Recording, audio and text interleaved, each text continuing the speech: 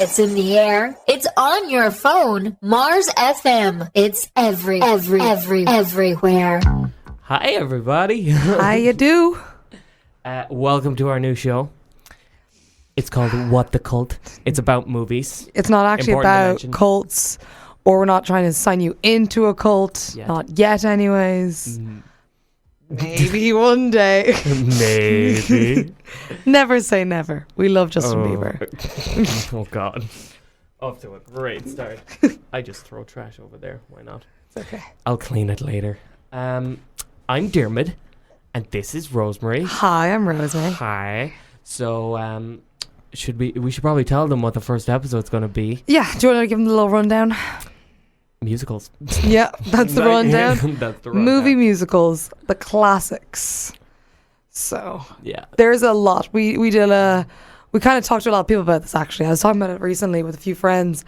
And, like, obviously, like, the ones that I feel like hit, like, that everyone loves is Mamma Mia. Oh, yeah. Like, but to a level that it's unhealthy. Kind of. Even though not a lot happens in those movies.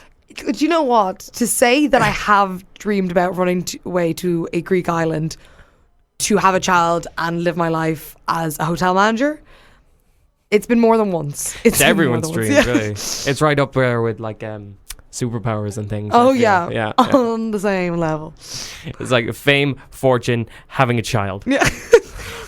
all across, same board. They're like the same board. Basically the same thing. So, what we thought we would do today, besides talking about Mamma Mia, is sort of compare older musicals to newer ones, because what we have the power, I guess. Yeah. We could do what we want, but yeah, because I feel like there's a big difference from how like musicals used to be compared to how they are today, but they all obviously have the same kind of theme and like string of storyline and stuff like that, and songs and music.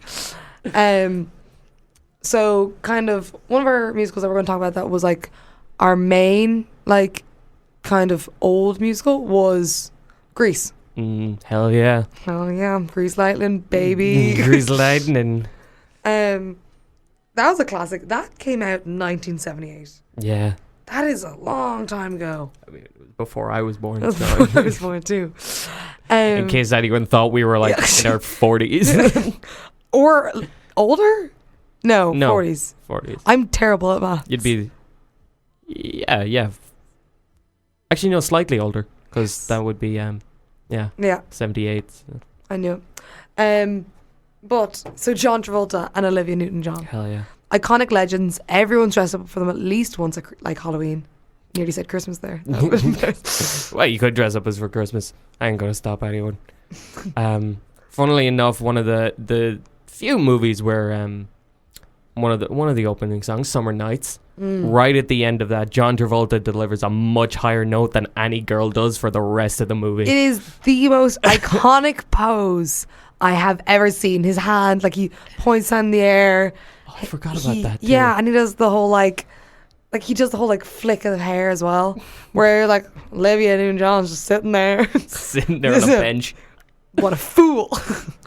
That is something about that actually that I'm just sort of remembering for that particular that song. The guys are on their feet and shaking from side to side on whatever it is, like the bench, the crowd. The thing Why for can we the not think? track. Bleachers. There we go. Girls are just sort of sitting around. And they skip. One time they skip around tables. Yeah. And that's it. It's a very weird setup. When you look back on it now, when you actually really analyse that movie, there's so much that happens in it that does not make that much sense, but no one bats an eye because there's great songs to cover it. Oh, yeah. Actually, yeah. Like the drag race. And then the what's the name of the other gang? This like I keep thinking like the Snakes. That's just not their name. Should I look it up just in case? Yeah, sure.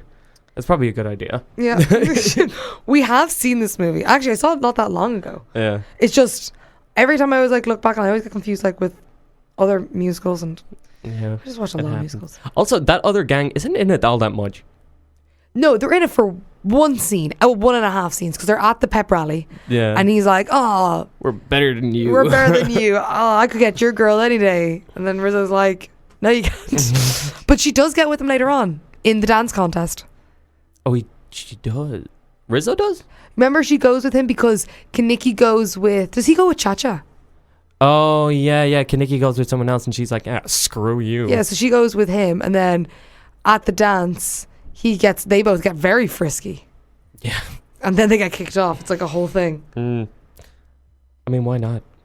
Like, if that's just the thing. And then that somehow leads to a drag race in... the Scorpions. Sorry, that's their name. Scorpions. Yeah. It's a dumb name when you look back on it now, but... Pink Ladies and all that. Oh, They're excuse better. you. Pink Ladies is quite iconic. Oh, they're all iconic. Except but for no the one- Scorpions, because no one remembers no one the wants to Scorpions. be like, oh, I want to be a scorpion. Yeah, and the good gang that I'm not remembering. T-Birds? What? Thunderbirds. No, but that's what they're called. The Are they the T-Birds. T-Birds? Yeah. Where do they get the T from? Probably Thunderbirds. They probably just took it. Thunderbirds. I love that we didn't do the research on the weirdest facts of this, and that's all we're going to be talking Yeah, about. but it's like very basic facts too. It's like, yeah, no, we remember like the scenes and the songs and name of the characters. No, not important. Like, I can name 4, except they're like, I feel like, what would you believe in the entire movie, beginning to end, is the most iconic scene? Oh. Well, Grease Lightning. That whole It scene is. where they're working on the car. It's funny because I know the one thing I think about every time I hear that song or I watch that scene in the movie is that iconic. Everyone even does the kind of the dance, like kind of like, you know, the arm up, arm out to the side when they're singing it. No one ever knows the full lyrics to that song, except that like one kid who like has done Grease in their school musical. Yeah. Yeah. Like, everyone knows Go Grease Lightning. burning up And the then, of floor. course, the chicks will scream. Wow, we don't even need to play music. Yeah. You've got it covered. The scene with Frenchie's guardian angel is pretty good too.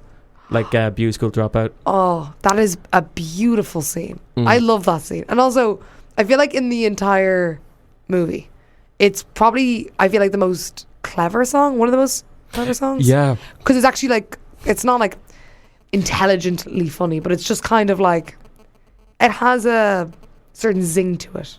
Yeah. It does. It's just a guy. It's just like, okay, and this character's going down a weird path. Let's just have a song where the guardian angel comes down from heaven and insults her to her face. Yeah. And then that makes her go back to high school. Yeah, and do you know what? She is happier than ever. It worked, I guess. Like it's, and I think Frenchie's so underrated in the movie. Yeah, kind of. I really liked her character. Like, she is the one that helped Sandra Dee at the end of it. Yeah, she helped Sandra Sandy. Dee. She was always nice to Rizzo, but is she the one who passed on the gossip about Rizzo? No, that was the other one. No, that was the No, it wouldn't. Frenchie wouldn't do that. You clearly don't know Frenchie like I do. I'm going to get a text from someone later on going, no, that was Frenchie. But like, most things she does in the movie anyways are positive. Even when they sing the song Look at Me, I'm Sandra Dee, she's like, she laughs and stuff, but she's not really a part of it as much. Like, it is purely just Rizzo, but like, it is just Rizzo. The other two I feel like get more into it. Rizzo, weirdly, one of my favorite characters though. I love Rizzo. She is great. So much. Like, do you want to hear a fun fact about Rizzo in the movie? She's the tough gal. She is the tough gal. Did you know the hickeys that Rizzo got in the movie were real? I mean, I don't see why not. Conaway, the guy who played Kaneki, wanted it to be authentic, and she was like, yeah, agreed. And that was that. I mean, yeah, I feel like makeup probably wouldn't have done it justice either. Yeah. It wouldn't have looked real. I just feel like nowadays people wouldn't do that. Yeah. Be a bit more strange. Yeah, that's sort of sexual harassment in the workplace, I guess. Yeah, that's not well, okay. not if it's consenting. Essential, yeah. Like, it was consenting. It was just a strange one. I guess I read that like as a fact, and I just thought it was so interesting that, like, also she was like 34 when she played Rizzo. Yeah. Which I feel like they none of sort them. were. The youngest was John Travolta, and he was 24, and they're supposed to be playing like high school students. Like 16, dear 17, God. 18, I guess. Yeah, like, oh, And like, what, Olivia Newton-John was 27, I think. Was she? Yeah. Like, it's wild. It's crazy. They're older than some of the characters playing teachers. Dear God, that's true. Yeah. Well, no, the teachers were sort of older in that, weren't they? You only got to like see properly 2 teachers, I think. Yeah. And then the principal. Yeah. Oh, I know my favorite was... bing, bing. Yeah, I was going to say, best moment was the principal and the deputy principal doing that. And then crying at the end of the movie. Yeah, and she's like, oh, put yourself together. And I was like, oh. Do you think it's a coming-of-age movie? Time, No. Fair. Not really. It actually has... I think... I don't know who I was talking about this before, but it actually has weirdly a very, very bad message at the end of the movie. Like, I know it's high school sweethearts and they're in love, but it basically says, to get the gal you want, change everything about yourself. Yeah. Change your identity. It's like a terrible message to send people. Like, whatever about like throughout the movie, it was all right. Danny Zuko, he's actually trying to get like a varsity jacket and be a jock type to impress her. Exactly. Or to spite the guy that she seems interested in. Yeah, so he's trying to like improve himself for her.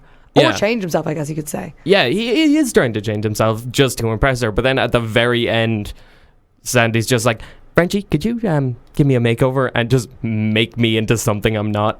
Yeah, it was strange because like even when he's at the end of of a cigarette. Yeah, like there was a terrible idea to end with that kind of note. And like even when they're at the little like carnival fun fair thing, he's dressed in like his like little kind of cardigan that has the like Rydell red like oar on it, and he's kind of trying to be like sweet, and then except he's still wearing like skinny tight jeans and a black shirt, hence why he takes off. Yeah, once he takes that off at the start of the song, he's back to normal. Yeah, and it's just, and like also the guys were like, when he was like, oh, like I'm just trying to become like a jock to give you like to impress her, they start slagging him. Like the whole method, the whole idea of it was a bit loser. Yeah.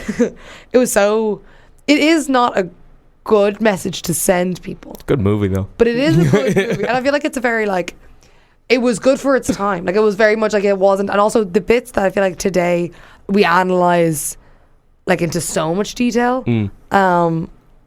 Like you're like, oh, that was really creepy, probably shouldn't have happened in it. Back then I feel like it went over their heads. They didn't really notice it as much, or they just didn't care. Probably didn't care. Obviously there was people who did care, won't deny that, but like I felt like people were like, oh right, okay, like that's how like life if you is. look, actually looking back, it is quite an adult film. Okay, not that type of adult film, but like it is quite mature. Like they are talking about like sex and stuff in it. Teen pregnancies. Yeah. I like forgot. I never really thought about that because character, obviously the actors are like adults. Yeah. It's supposed to be a teen pregnancy. Yeah, it's a teen pregnancy, and the person who's supposed to be pregnant is 34. But yeah, it's when you look back, I'm like, do you want to hear something spooky? Yeah. There's a line in it. Do you know the song "Look at Me, I'm Sandy"? Yes. And in it that goes, Elvis, Elvis, keep your pelvis far from me. You know that line, which is like obviously like Elvis the pelvis. Yeah. The day that scene was shot, Elvis Presley died. Coincidence? What the cult is brought to. I think not. Yeah, I love how it actually turns into a cult now. We're like, conspiracy theories. Yeah. It's just a theory. But that's mad. That is actually... Sorry. It is sad because a man died, but it's also kind of cool. Yeah, it's kind of, too, like a weird way. It's like almost the timing was impeccable for it. God bless him, but like... Yeah. I just wanted to mention that. I just thought and on the note of Elvis Presley's death, let's move on to the next movie. Oh yeah, the next movie. So we were saying, what was our next one for? The Sound of Music. The Sound of Music. Quite a long film. Yeah, I know. I'm not as fully aware of The Sound of Music as I am with Grease, but I feel like it's timeless. Yeah, kind of. Like everyone kind of, like obviously it's Same of as its Grease, time, but it's just kind of, it will never be forgotten almost. Do you know what I mean? And it's even in the same way where it has songs like the Do Re Mi. Like everyone knows that. You learn that pretty much the day you were born. Yeah, everyone knows that, but I mean, I've talked to people that don't know what The Sound of Music is. True. Like actually, they just yeah. haven't seen the film, which is fair enough. Like not Yeah. everyone sees every film. They can't all be us. Yeah. But like they don't know what that's from. And I was like, yeah, but you just sang a song from it, so you know. Clearly you're lying. Liar. Yeah, no, it's just like the story. Like, do you want to give them a brief rundown of the story, like quickly, to be like, in case they don't know, because I feel like everyone knows Grease, Sound of Music, a bit more niche, almost kind of. Well, Maria is a nun that's kind of a goofball, and she likes having fun. So all the other nuns are like, she's crazy. Let's go send her to babysit these kids. Basically, Classic she's nuns. sort of she's acts as sort of a nanny for the Von Trapp family. Yes. And 7 kids. The father's he's not an absent father. He just doesn't care. Not even. It's like He's distant. He's Yeah. sort of aloof. Yeah. With his kids, and then throughout the movie, she's teaching them about music and her love of music and singing, and then they become sort of a performance. The Von Trapp kids become semi-famous. With the weird turn of events. Or the weird. Yeah, it is When you weird. like say it out loud, it's so much stranger than you think it is. The Von Trapp fam, they're. I was going to say, are they real? I'm not sure. I feel like they could be real. I know it's a strange sort of Question your conjuring. I feel like also that it's funny because I feel like people saying, "Oh, they're like the Von Trapp family," is like it's a phrase that has been coined because of that movie. Yeah, like if you see any like at a family party or something, or a party in general, and there's like a family group or something, and like they start singing the songs, whatever's playing or something. I've heard so many times. I've gone to like kind of like events or like birthdays and stuff where people go, "Oh, they're basically the Von Trapp family," which is literally stemmed from that. I think they were real. Yeah. Sorry, yeah, they were actually like famous. Wow. Yeah, crazy. Can you tell that we're only 90s language? Yeah, can you tell? We clearly did a lot more research in Greece. Yeah. But like it's not even that it's a good movie. Like obviously has some iconic songs. Like Favorite Things. Yes. You know, and that has even be like Spoonful of Sugar. Oh yeah. A lot of those the Favorite Things has been rewritten and used in like different commercials and things like that. Like adverts. Yeah. It was used for I think Polo for a car advert I think about 6 years ago. Like Polo Mints? No, car. Oh, right. And it's a car that's being put together made from sweets. Made from mints. No. How did they get It's just a normal car, but like giant polos are the wheels. I love how I was like, you're like, Polo's like this, like mints. I was like, no, like the car, and you're like, no, let's stick with the mints. Yeah, the mints. The mints with a hole in the middle. Oh yeah. It seems like a stupid design, to be honest, because you just end up with less mint. But anyway, we're not talking about mints. Before we go too off topic. Too off topic. I think we spent too much time on Greece. Yeah, I think I just had such an emotional connection towards Greece. We've been talking for 20 minutes now. Well, 18 minutes. I think it's time for a song. Are you ready? What song are you going to cue up now? How about a song from Greece? Ooh. That seems logical to me. Do you want to introduce it? Yeah, sure. So this is the iconic song Beauty School Dropout from Greece. Enjoy.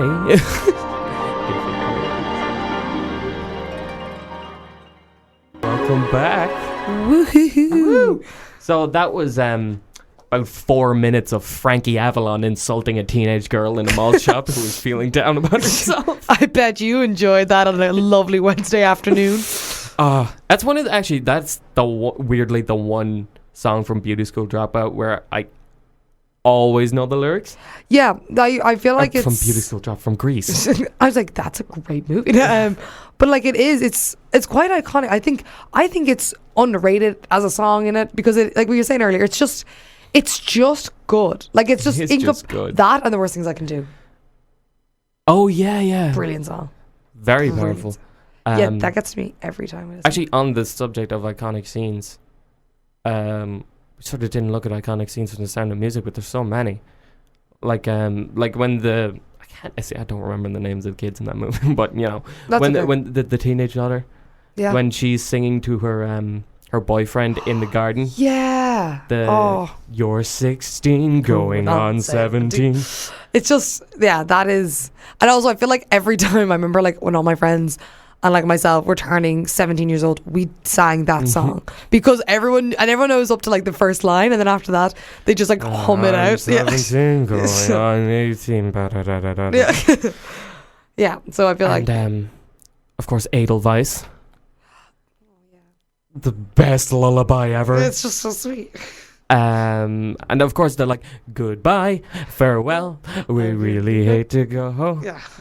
I feel like anytime There's so many. there is actually a lot more when you start looking into it. And also that song, fun fact for no one basically, but anytime someone leaves my house, my family has a habit of singing that when people leave.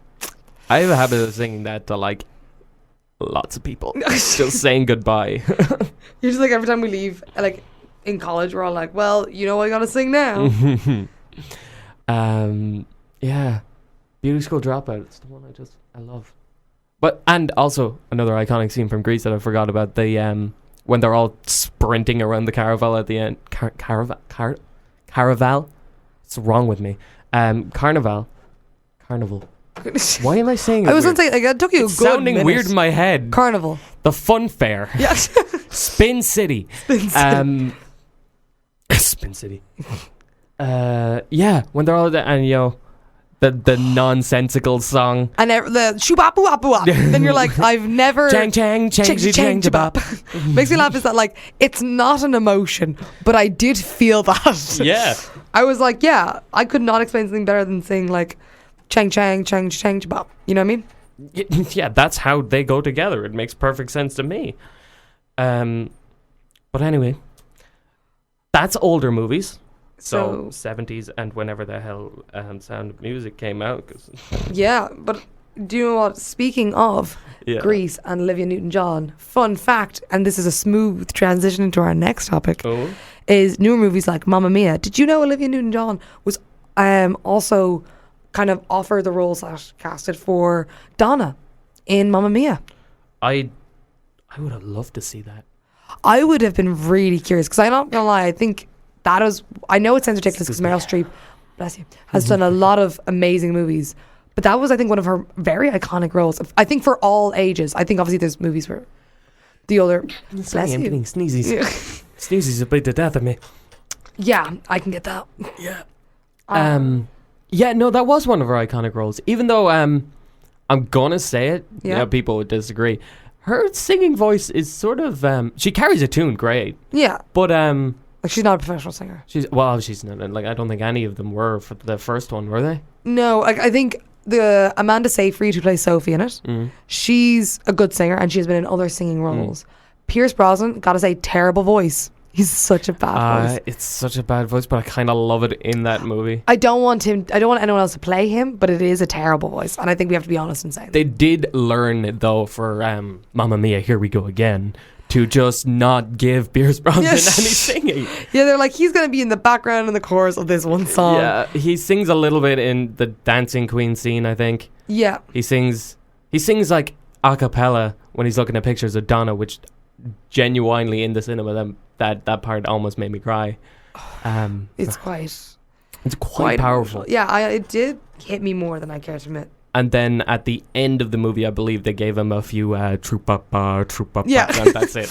Which, again, at least it's something. At least he wasn't left out. Yeah, at least just Like- wasn't put in the movie. Yeah. Like Meryl Streep. I think, I'm almost positive the idea is that she declined it. She didn't want to be in it. And they're like, well, can we at least give you, like... There was are we allowed one to- scene. Are we yeah. allowed to talk about movies and, like, not give spoilers? Is it okay?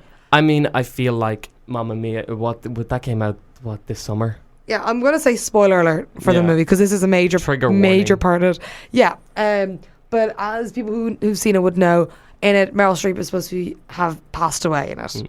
And there's a kind of... And she is in it for a scene. One scene, for one it's song. sort of it's like her and her daughter kind of a moment. yeah. And it's a lovely scene. It's a beautiful scene. Pretty sure I cried at it. But I'm pretty sure Meryl Streep did not want to come back for it. I think she was done with it. I think she was like, I've done my part. It's like, I already gave you gold. You want more from me?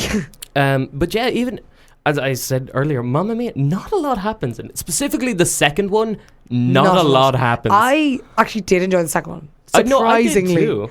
And I love the way they told the story of her, of Donna meeting the three guys. Yeah, 100%. But at the same time, not a lot happened that they didn't already cover from just stories in the first one. Yeah, like it's kind of just basically like the second one is, this is going to be the same thing, but with a few more. It's basically just like diving a bit more to Meryl's past. Well, sorry, I say Meryl. I'm going to say Donna's past. Donna's past. And I actually really liked.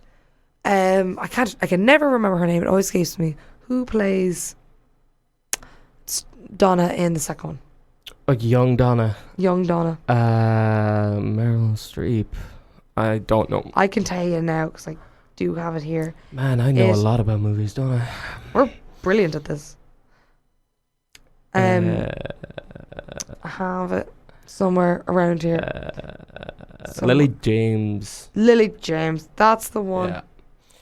Yeah. She was very good at it, to be fair, and she also can sing. So. Yeah, and they actually did make I like how they actually got actors that actually looked like they could easily be the younger versions of like Pierce Brosnan and Colin Firth. 100%. I love their characters. They were fantastic. And the one song that did make me cringe too much was Waterloo. That was an odd one. And they're all dancing around the restaurant. Yeah. Like when you think about it, like it's a movie musical, so it's going to be ridiculous. It's always over the top. But I think for some reason everyone was like, good movie, except that scene. Waterloo. Yeah. I get what they were going for, because they were going for, oh, he's persistent. He's not going to, Yeah. he's not going to leave this girl alone. Again, probably a bad message, but Yeah. That's what they were going for. Yeah, it was like idea that he was so basically never going to surrender. Infatuated by her that he was like, I'm going to try and like keep her around as much as I possibly can. Yeah. And then she left. She just left. I think the idea is she was like, yeah, no, I'm still going to Greece. Bye. Yeah, she's like, sorry. Not the musical, the country. Yeah. But yeah, so sorry, weird thing. Talking about the second movie. Go on. That Tanya in the first movie was originally supposed to be played by Cher. And now she's in the second one. As which the is granny. Yeah, which again, most pointless part in it, but she's in it. Yeah, and I love the way the trailer was like, oh, Grandma, you're here? And then it's like, yeah, but she shows up in the last, 15 minutes of the movie. Yeah, like I do hate to say goes, Fernando. Yeah. Which I did love that scene. That was a brilliant scene. Like, to be fair, I would be like, oh no, I hate it or something if I actually did. Can't deny it. Just gave it's pretty damn good. Mr. Senor Cinco Fuego or whatever his name was in it. He was, she's serenading Andy him. Garcia, wasn't it? Yeah. Yeah. They just had him in the movie, and then you're like, again, he must have known he couldn't sing as well. Yeah. Because he only sort of harmonized with her slightly in like Fernando. Just the slightest. But slightest bit. It's hard to do a duet with Cher. Yeah, I guess out of so. all the people in that movie. But I think what made me laugh is the fact that it was promoted that she was in it and that she was going to be like I felt like there was people who definitely just loved Cher and saw the movie and then spend, I think it's an hour, 40 minutes waiting for the last 5 minutes that she was in it. Yeah. So, but still good. It did add to it in a weird way. Yeah. Except, I'm sorry, she made her own album of the songs from Mamma Mia too, but just all the songs sung by her. Yeah, no, So she had an old version of SOS and everything in it. She had a Dancing Queen album, I think. Yeah. Was that made after Mamma Mia or? I think it was made after it got released. Oh, yeah, cool. Yeah. So it's just here's a movie with all these actors singing. Now here's an album with Cher singing it better. Yes. Sorry, guys. Also, the movie's a newish. Obviously, it was about 11 years ago. It came out in 2008. So, it's actually honestly, I thought it was a lot longer, but then I realized I remember seeing the ads on TV. Yeah. So I was like, oh yeah, and I remember buying the DVD. For Mamma Mia the 1. first one, yeah. Yeah. Which, it's a bit wild when you think about it. Did you know? Sorry, I just like having facts to tell. I like this. It made... You just have a ton of facts ready. Yeah, I just off the top of my head. No planning whatsoever. No Google Go on. They made $615 million in the box office. Jesus. Yeah, that is a lot of money. That's a lot more than I'd expect as well. That's really... What were you thinking of? What was like the ballpark figure for you? Oh, well, I would have guessed a couple of 100 million, like 300 maybe. But 615 million. I know, but funny. I feel like it's also because it's always going to continue making money because people are still downloading the songs, still buying the movie. Oh, yeah. Like, I feel like even like, you know, when you can like rent movies on like Apple TV, people are definitely doing that, like with their like the group of the gals or the group of the lads are like, should we watch this movie? Yeah, we'll just rent it for $3.99 for 48 hours. Why not? Yeah.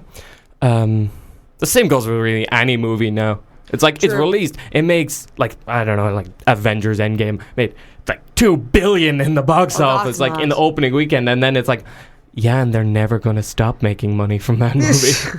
I still haven't seen that movie, but we won't get into that yet because that's a future weeks. Oh, we should have a superhero week. That would be kind of cool. Yeah, that is. And also, you guys text us if you want that. Text people. Yeah, we have an Instagram. We do. It is at What the Cult on Instagram. On Instagram, yeah. And I just made a Twitter as well today. Oh, did you? I did. I was paying attention to my lectures. But yeah, so I was going to say, please, if there's anything else you want, just so we don't forget for the ending of this, that we'd say, like, make sure you tell us what you guys want. And we'll be probably more prepared the next few times. This is our first show, so we're a bit rusty, but I think it's going well. I think it is. Okay. Other modern movie. Fantastic movie as well. The Greatest Showman. That is the greatest. That is beautiful, especially because Hugh Jackman's in it, and I just can't. Yeah, it's just Hugh Jackman. It's just apparently they were trying to make that movie for years, though, like to get it done. Like he had that idea. Like he was involved in the production end of it as well.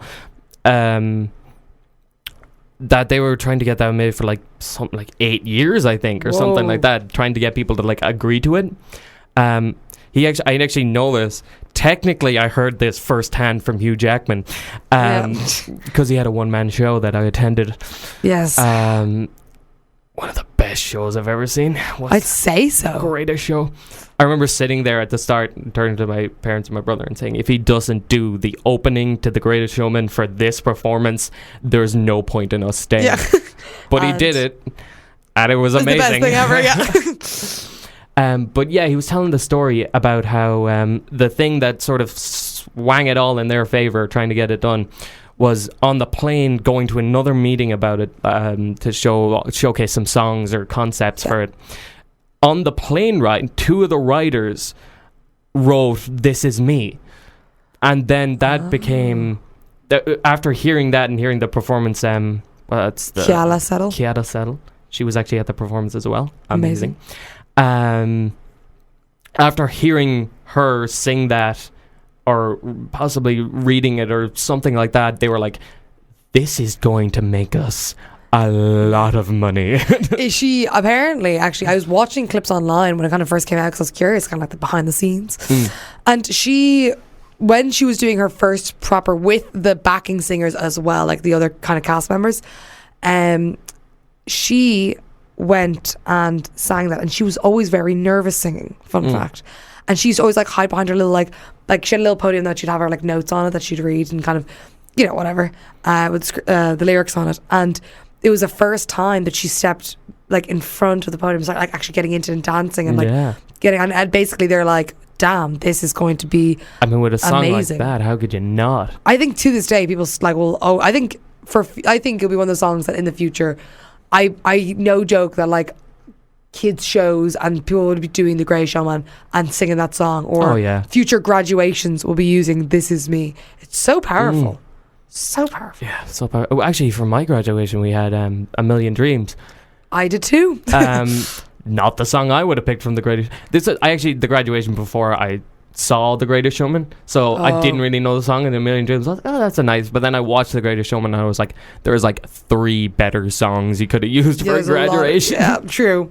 I think that made me laugh is that like it's just a strong story and based obviously on P.T. Barnum. yeah, which is an interesting story in itself. And I think people had obviously mixed views on it because P.T. Barnum was actually like horribly racist. yeah, and he was just not a great guy altogether. And when you look back on the story, like Hugh Jackman portrays such a soft, gentle guy. Obviously, there's parts where fame gets to his head, of course, but he like is kind of like, I actually do accept you, and I don't think you're weird.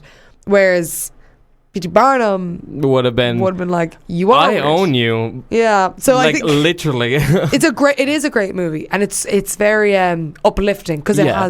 has a very beautiful kind of flow to it, which I feel like really added to the movie, because it could have actually fallen flat on its face even with those actors, because if it didn't have a good arc. a good progression in it, instead it could just fallen. Like, I think the beginning, the way you kind of see him growing up, I assume that most people have seen this movie, and if not, that's okay. But Go see it. yeah, it is What do you do? fantastic. But you see him like growing up when he's like a young boy. He didn't have a lot of money. His dad didn't have a lot of money. Turns into an adult, still doesn't have a lot of money, but still happy. Yeah, and he falls in love with this like beautiful girl that he meets when he's younger and stuff like that. And like they fall in love and they have kids, and then basically he wants to make money for his family, and he comes up with a brilliant idea. And then he gets stupid rich. And then he gets crazy rich and hires an opera. It's a whole thing, but there's so many moments in it that I felt like young kids found it inspiring, which is so adorable, but also just like really heartwarming to like have that effect from a movie on like audiences. Like it technically, it's a testament to sort of the nature of musicals themselves. A lot of them are based off, I don't mean so much minorities, but sort of becoming yourself in a way. Like 100%. even Grease, The Sound of Music, she was helping to guide them and teach them and help them grow. Musicals are all about Mamma Mia, sort of, kind of, again, not a lot happens in Mamma Mia, but she is trying to find out about herself, trying to find out about her parents, and then she decides she doesn't really care. She just likes these 3 random dudes she'd sent letters to, and now they're all having a great time. And like, it's just, I feel like the idea is that they're like, it's finding comfort in yourself and from where you are. Like, I think that's kind of like a deep message, but like it is. Like, musicals have such, like, I think a lot of musicals, like, I'm a big fan of musicals. Hell yeah. So are you. And a lot of my friends are as well. But it's just one of those things that, like, I think people, if you aren't a fan of musicals, you believe they're just kind of like frivolous stories with nothing really happens, with silly songs, and it's all kind of, it's too light and airy, and nothing really is deep or meaningful behind it. And obviously there is musicals that a lot of time are just, here's a fun musical, here's a good laugh or whatever. But if you look at like musicals throughout history, a lot of them have like a big message in it. Oh yeah, like it's crazy. Like just off the top of my head, even Bohemian Rhapsody. I know that technically that would be a biopic, I guess, about Freddie Mercury, and but a lot of it is focusing on Freddie and him realizing things that he's done, sort of becoming a better person through. He overcomes a lot in the movie now. Yeah, he was manipulated, and then his ego got to him as well, but he did come back. Yeah, and like also, I think he also took joy in kind of the moments that actually mattered to him in the end, because he got wrapped up in the idea of being famous, that he kind of forgot about that, and then he realized when the time was ticking that he kind of had to embrace what he had around him. And I think embracing yourself is such a big part of every musical. Like like we were talking about Greatest Showman there a minute ago, it's P.T. Barnum in it, so Hugh Jackman obviously he embraced the fact that he's like, yeah, he was like nothing. He was like seen as like low grade, he was not great or whatever. And then he kind of, when he earned all this money, he realized he lost his kind of moral values, and he realized that like, and money's great, of course, family. And real family. And he was like, of course money's great and everything, but what actually mattered was I have had such a good time doing these parts in between. And to perfectly explain that, from now on, the song he sings in it, so good. It's brilliant. Like it's amazing. And also, he also sang that in concert. You just have emotional experience when you talk about that. It was amazing. Actually, just the way you're describing it there now, I'm realizing Freddie Mercury and P.T. Barnum sort of had the same general storyline. Like It's in the shows, yeah. They don't care about the money at the start. They're just about their Music. family and love. And then they care about the money an awful lot.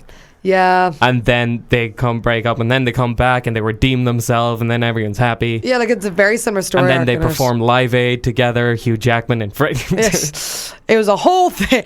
But it's, yeah, no, I think it's, and also I feel like in The Great Showman, although it's about P.T. Barnum and everything that, they give, obviously, Zac Efron's character, and they give him a lot of kind of his own storyline, his own, like, and that deals with a major topic. Yeah. Like, it was like the whole idea of like him wanting to date like kind of the trapeze artist, and obviously it's kind of like they're from different worlds with air quotes above that. Sorry, you can't see it because I'm in our studio booth, but like kind of being like they're different people, so they could never be together. And then him realizing that she was like, well, I'm who I am, love me for who I am, or if you're embarrassed of me, then I want nothing to do with you.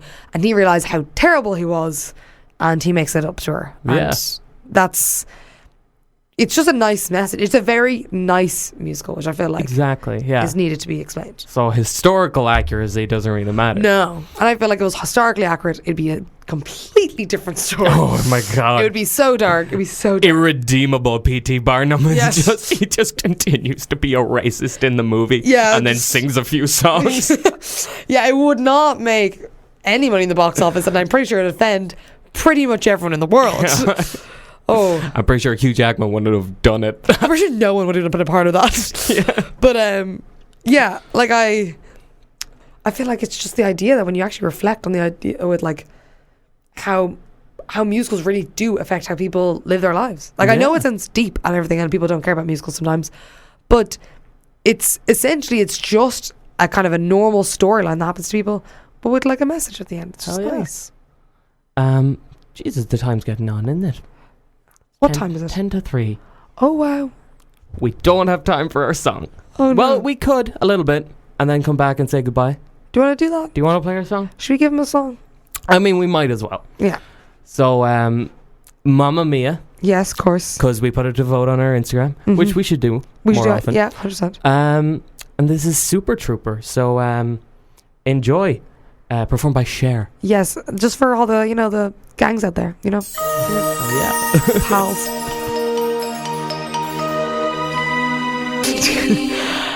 Oh, I love musicals, man. man, it's just, and I know that on the way home today on the train, I'm going to listen to musicals. They always put me in a good mood. Yeah. There's a song for there's a song from a musical for whatever you're feeling. You know what I mean? Oh, we actually do have an answer to what we were looking at earlier. Oh, what? Sophie from Mamma Mia, played by Amanda Seyfried, Yes. was actually professionally trained. Like Singing. opera. Who said that? Your friend. Oh, shout out to Pauline Byron. She did help us with an answer there. That's interesting. Thank you. Did not know that.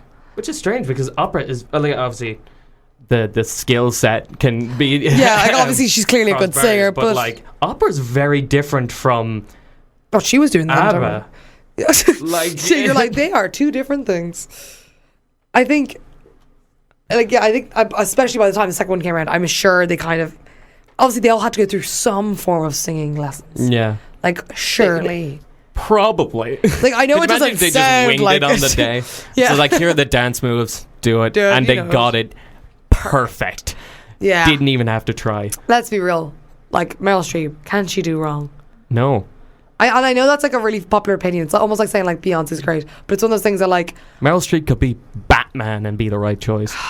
I love that. It's a modern A family quote. reference. Yeah, I was there, gonna but- say like. I think that's all the time we have. I Unfortunately. guess we have to wait until next week. I'm for sad next now. installment. I think we went well. First episode down. Yeah. We What do you nailed it. think, Rosemary? I very much enjoyed it. What do you think, Mitch? I think it's good. So thank you for listening, and we'll see you next week. With a new segment that we'll want you guys to answer on our story on What the Cult on Instagram. We'll have them pick the theme. Yeah, the little theme of next week. So look forward to that, and keep an eye out for the Instagram. Yeah.